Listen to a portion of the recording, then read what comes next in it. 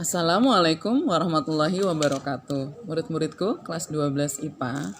Kali ini kita akan belajar tentang metabolisme. Apa itu?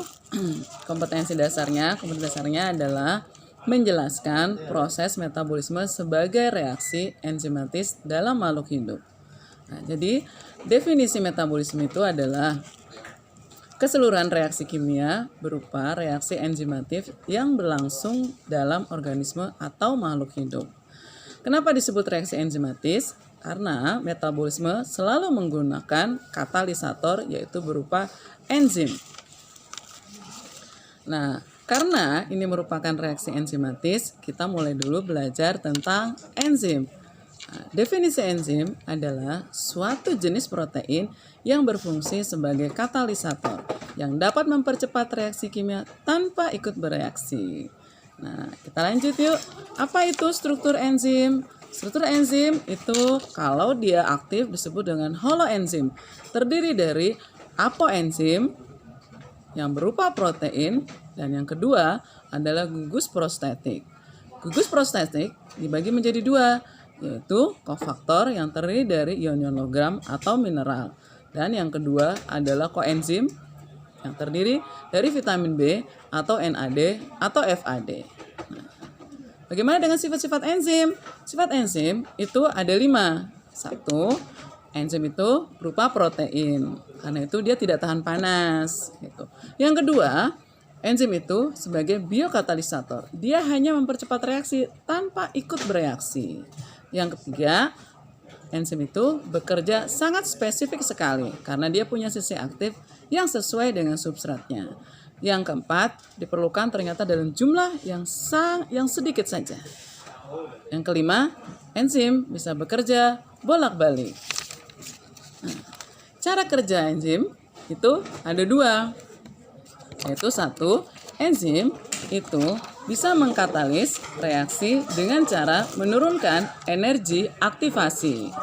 Yang kedua adalah reaksi teori cara kerja enzim. Ada 2 teorinya, yaitu 1, key and lock atau kerja secara spesifik. Jadi enzim di sini memiliki bentuk tertentu yang hanya sesuai dengan satu jenis substrat saja. Jadi kerjanya sangat spesifik sekali. Yang kedua adalah indocid fit theory atau teori kesesuaian, di mana enzim memiliki sisi aktif yang lebih fleksibel dalam menyesuaikan substratnya. Itu ya.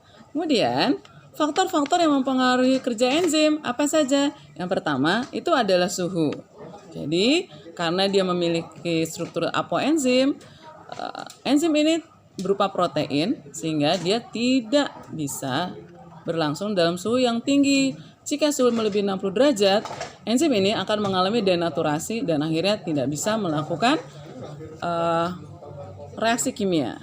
Jadi, kita lanjutkan tentang faktor yang mempengaruhi kerja enzim. Yang pertama itu adalah suhu. Jadi, enzim itu bekerja hanya pada suhu optimum. Jika semakin tinggi suhu, enzim itu bisa mempercepat reaksi kimianya, tapi hanya pada batas suhu optimum. Sebaliknya, kalau suhu itu rendah, maka enzim akan memperlambat reaksi kimianya. Jadi, karena enzim memiliki struktur apoenzim berupa protein, dia tidak tahan dari suhu lebih dari 60 derajat Celcius. Enzim akan mengalami denaturasi. Yang kedua adalah faktor yang mempengaruhi kerja enzim adalah derajat keasaman atau pH.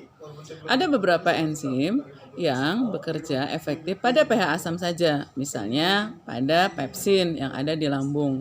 Dan ada yang bekerja di pH netral seperti petialin dan maltase. Sedangkan ada yang bekerja di pH yang basah, contohnya adalah tripsin. Yang ketiga, faktor yang mempengaruhi kerja enzim adalah jumlah konsentrasi substrat dan enzim. Dapat memiliki keadaan konstan jika enzim sudah mengikat semua substratnya. Jadi, enzim tidak akan melakukan lagi reaksi kimia jika substrat sudah masuk semua ke dalam sisi aktif dari enzim. Yang keempat adalah faktor yang mempengaruhi kerja enzim adalah zat inhibitor.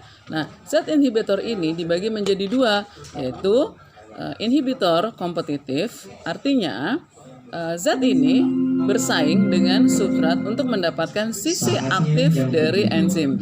Sedangkan inhibitor non-kompetitif itu adalah zat yang berikatan dengan sisi lain enzim.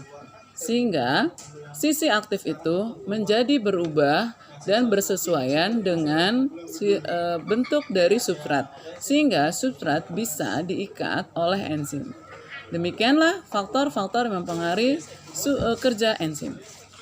Terima kasih. Semoga Anda semakin memahami tentang enzim. Assalamualaikum warahmatullahi wabarakatuh.